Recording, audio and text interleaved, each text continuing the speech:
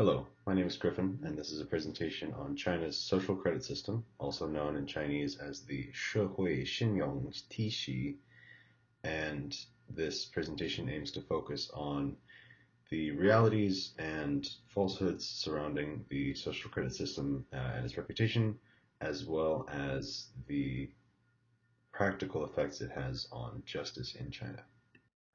So what is the social credit system? Because China developed much later and much more rapidly than the Western countries, it lacked standardized credit reporting for debts, and it also lacked a system by which individuals and businesses could be judged on the quality of their credit. So to compensate for this, in 2004, the Chinese government began to plan for an overarching credit system which would be similar to the West's in that it would help individuals to get credit,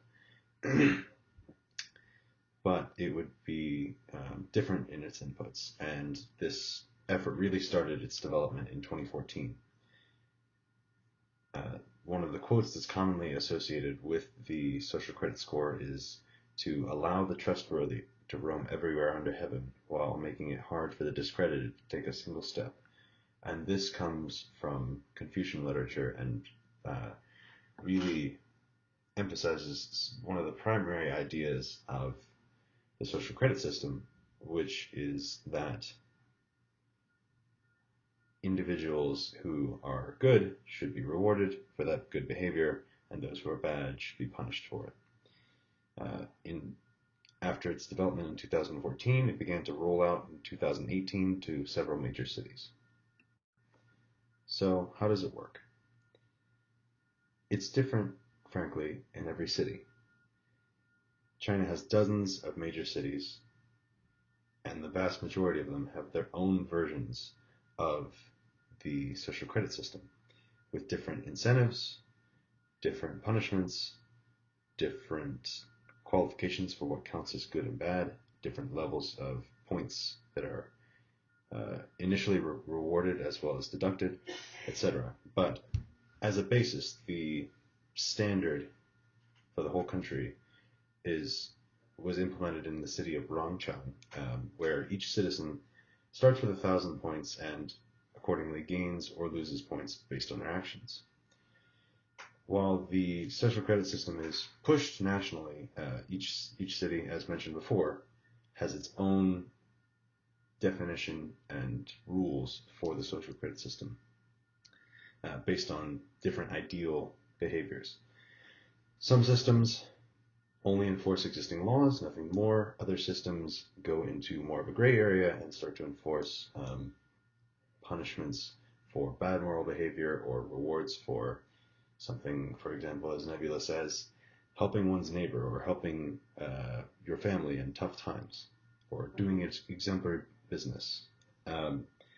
But the most comprehensive component of every social credit system across the country is that it formalizes government surveillance on citizens.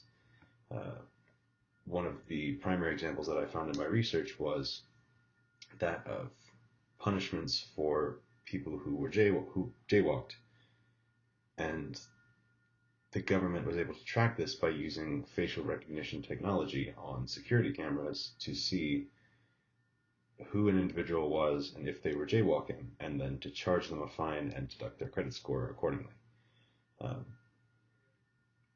So what part of the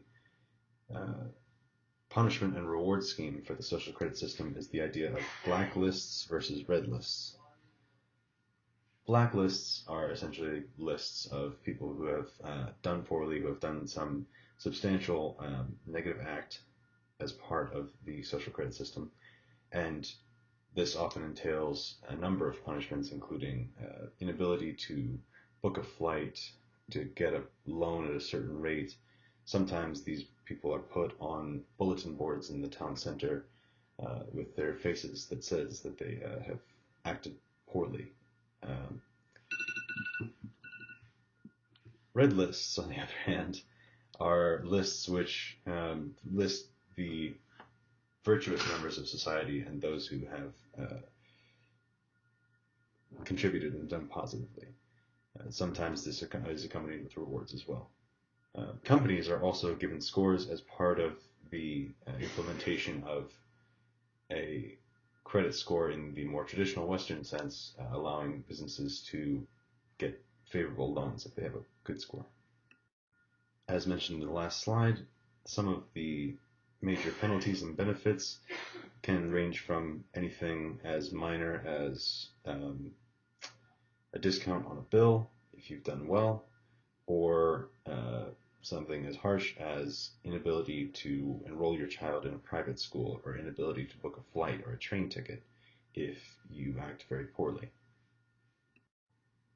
Some of the common misconceptions in Western culture, Western media about the Chinese social credit system include the idea that the social credit system is universal and all-knowing and all-punishing, for that matter.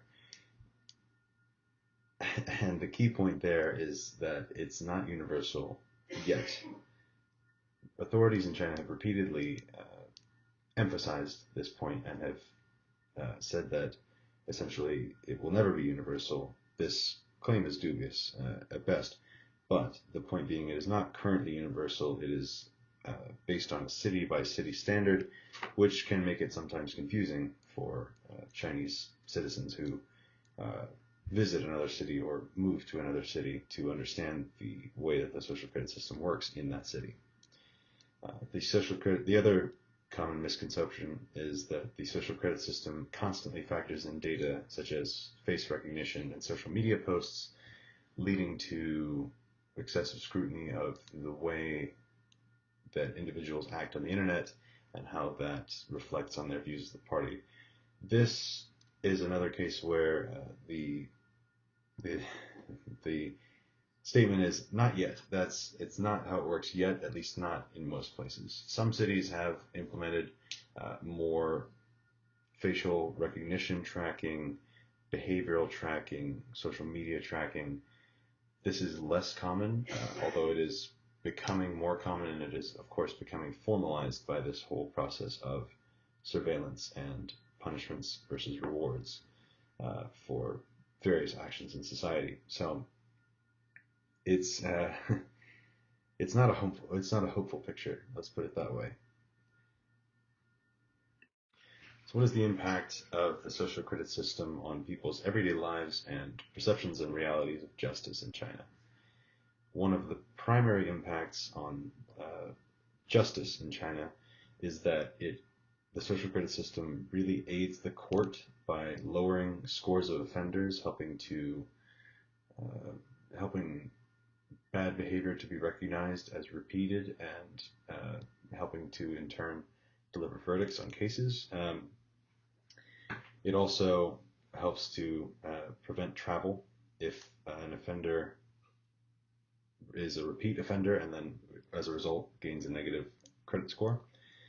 Furthermore, the formalization of tracking, especially facial recognition and things of that nature, help to make it a lot easier for the court to know when someone has committed a crime.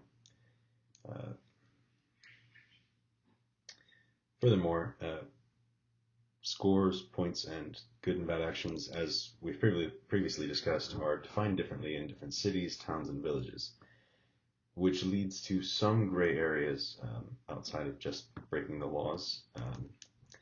So individuals can suffer to an extent if they don't necessarily fit in with society's norms, and if they break with what's traditionally seen as good behavior. Lastly, because of the very strict and